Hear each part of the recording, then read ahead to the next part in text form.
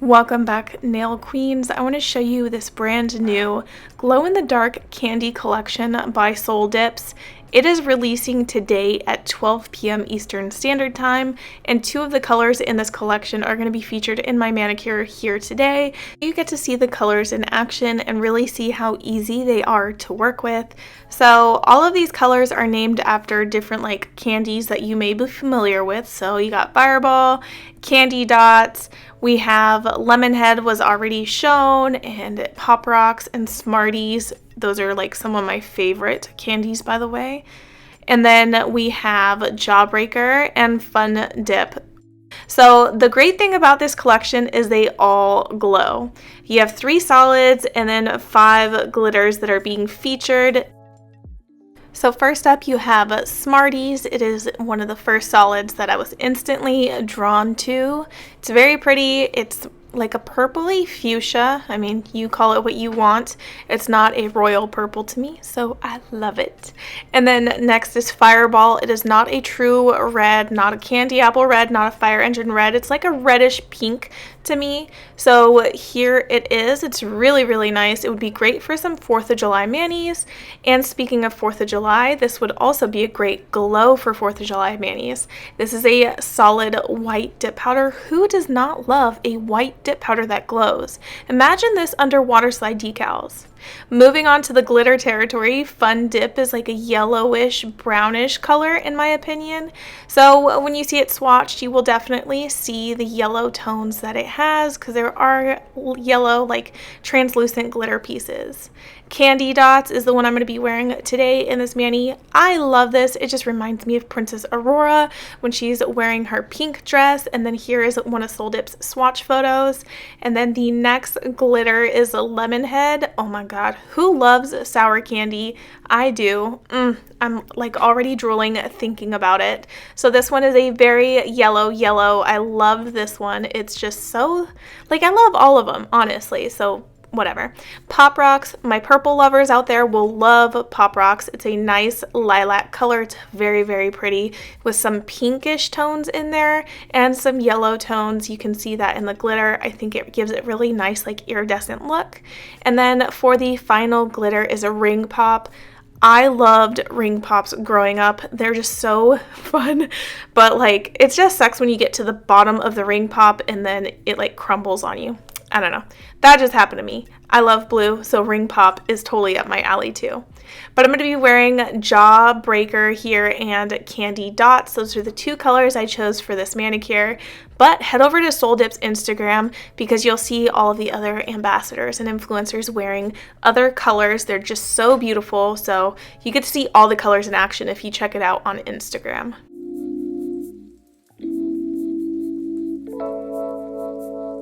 Diving straight into this mani, I applied Base Bond and I'm just pouring over the first layer of glitter. I learned this trick from Miranda's Nail Creations. If you haven't watched her chunky glitter tutorial yet, I highly recommend checking it out.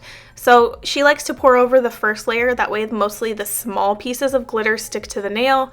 And then on the second dip, she likes to lay the finger flat onto the dip powder so it picks up the bigger chunks. I really like that because it makes sure that your dip, like once you do multiple layers, is not too chunky because you're putting small glitters first and then you're putting chunky glitters on top. It is very essential when you are dipping with like chunky glitters. A mixture to make it look like it has depth and dimension is to have smaller pieces of glitter. So I think her trick on doing this pour over and then lay flat is very essential to making sure that your dip is easy to work with, easy to encapsulate, not too thick, easy to file, and you still get the beauty, depth, and dimension. Like you're still getting all of the pieces and it's not being drowned out by just chunky glitter. So that's what I did here. I dipped by laying my finger flat onto the dip powder and it's actually very thin, like literally the way Miranda had done it. I copied it and it lays really flat. Like look how thin that is. Like it doesn't need a lot of work. So I'm going to quickly interject and bring up a Q&A that was asked on my recent Q&A post. So Becky asks, if you were going to choose only one brand for liquids, one brand for powders, what would be your current favorite? So hopefully that means I can select 2 brands, one for liquids and a different one for powders, because I feel like I have yet to find one company that just gives me everything I want. Liquids and powders and nail art, all the things. So for powders, if I were to select one brand that just hits the nail on the head, pigmented, gorgeous glitters, gorgeous solids, gives me like all the feels, a huge variety, not just chunky glitters. I love it when there's shapes and glitters, by the way. I would have to say Soul Dip. Soul Dip would have to be at the top of my list for the glitter category. I apparently have used Soul Dip more than I have any other brand this year. Now for my favorite liquids, there's actually 2 brands that are neck and neck for my favorite, and I can't decide which to put at the top. So you have Triple D's Dip Liquids, her traditional set, and then you have Mani Boss. Both of those are incredible to me. They're both my favorite, and I don't love one more than the other because the both of them are just like up there at the very tippy top. And I go back and forth between which ones I use because I love them both equally. So I feel like I can't decide on the Dip Liquid because those two are just, they're both in first place.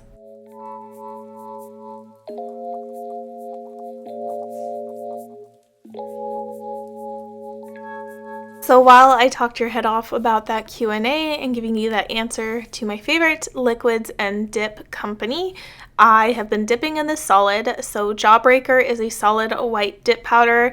Some white dip powders can be chalky or grainy. I do not find this to be the case with Jawbreaker. It is very easy to work with. Even with it having a glow pigment in it, is still very easy to work with. So I'm very impressed with this one and I give it an A+. I love this glow.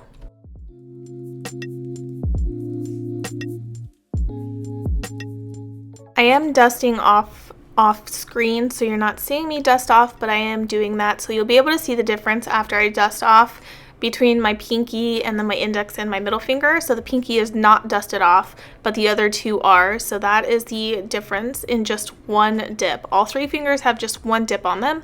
So you can see it's not a stark white on just the first dip. It is one of those that you're going to want to build.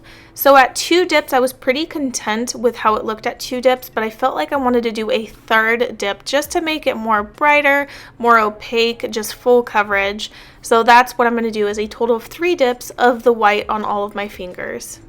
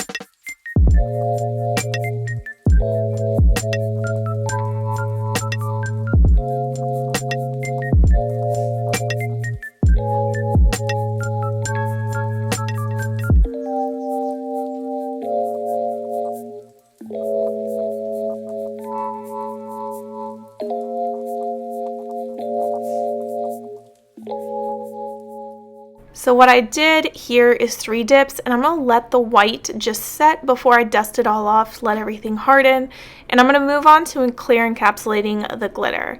So I'm using a very non-abrasive nail file and just filing the edges for anything that's sticking over the free edge because I don't want to encapsulate something that I actually don't want on the nail.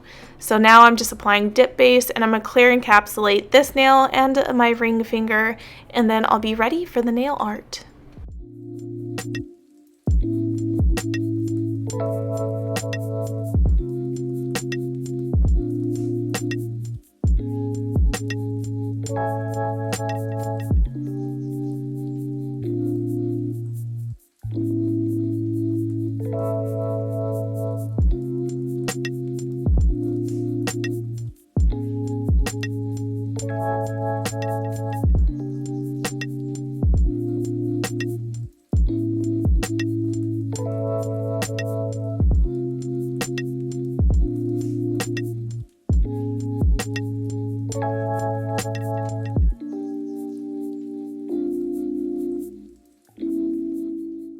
Okay, not so quick on the nail art. I actually have to activate File, Shape, and Buff. So I'm just going to pull out my activator, activate all of these nails, and I will file, shape, and buff off screen. If you do need a video tutorial on that, I have one on my channel. I'll be sure to link it.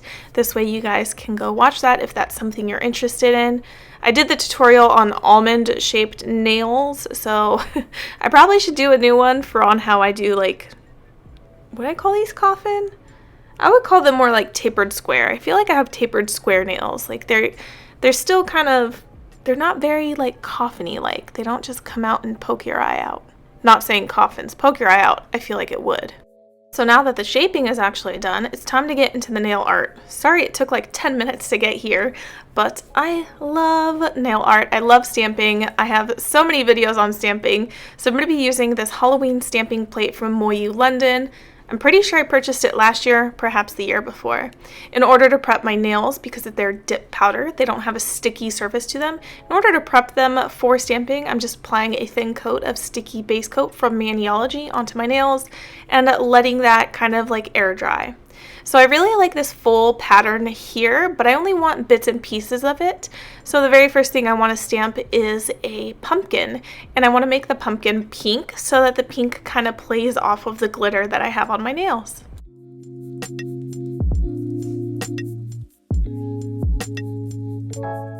If you're new to stamping and this looks very confusing or just too advanced, do not worry. I will have a beginner basic series for stamping coming soon. It's something I want to work on in November. But in the meantime, just sit back, watch, and relax. So I'm going to be doing reverse stamping on the pumpkin. So I'm putting this pink stamping polish on this little palette and using a dotting tool to color in the insides of the lines on the pumpkin. I love reverse stamping. It's like coloring in a coloring book. You just have to let the stamp completely dry after you're done before you place it on your nail. I have placed stamps, like reverse stamps, on my nails prematurely before it was completely dry, and then later on it actually bubbled up and ruined my whole manicure, or it smushes on the nail. So that's personally why I think it's important to let the stamp completely dry before you place it on your nail. And then I'm filling in the stem with a little bit of black stamping polish. I didn't feel like getting up to get brown. So I'm just gonna set this aside and let it dry. And I clearly need a new monocle stamper from Maniology. This one is kind of ruined. So I'll get a new one eventually on my next order. But in the meantime, while that is drying, I want to focus on other designs. So I want to put some bats on my index finger. And I'm just going to use a black stamping polish. I really like this one from Triple D. It's her sticky stamping polish. I find that it gives me almost like a perfect coverage, especially on these like hollow designs. So this way it's not streaky and you're not missing gaps or anything. So I'm just going to stamp this bat and then one more bat in a couple of seconds/minutes onto my index finger. So the bat is actually down here on the lower part. The other one I wanted, I didn't want to use the same pattern of bat. So I just picked it up and I'm just going to use my scraper card to just pick up the excess pieces that I don't want on my nail.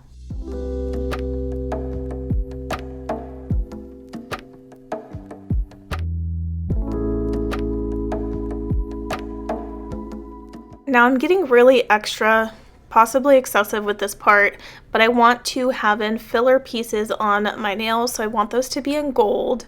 So I don't know if you've ever seen traditional tattoo work. A lot of times they'll have like big bold pieces on their like their body, and then they have filler smaller pieces around the main artwork. So I'm using gold stars and gold moons to fill in the spaces around the main parts of the designs on my nail. So they're just fillers, that's all I'm doing, and it's kind of taking me a lot of extra work to remove extra pieces so that all I have left on my stamper is the stars and moons.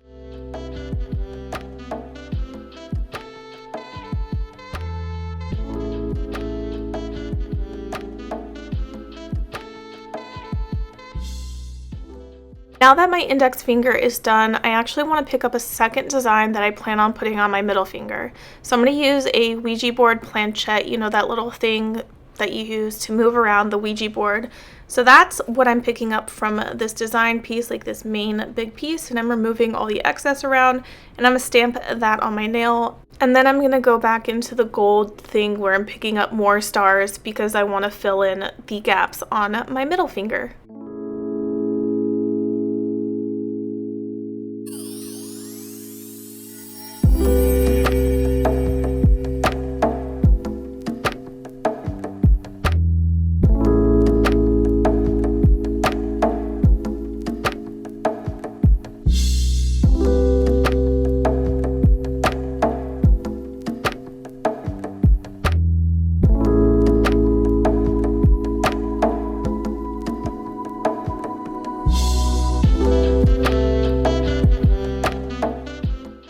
Remember the pink pumpkin? Yeah, the one we did in the beginning.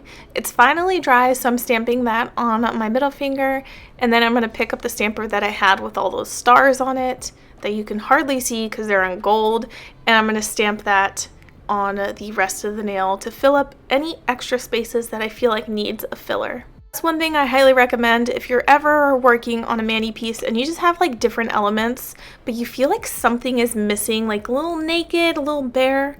Just do dots or stars in like a dimmer color, so a more softer color, white, gray, gold, silver, whatever the case may be, so it's not as bright and in your face as the rest of the designs that you might have on your nails. Just do a filler so that it doesn't make everything look so empty. But here is the end of the manicure video. If you've made it this far, thank you guys so much for watching.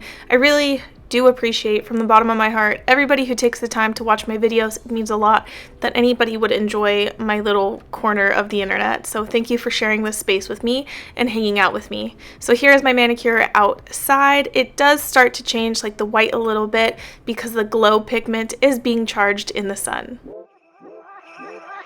It's cold outside.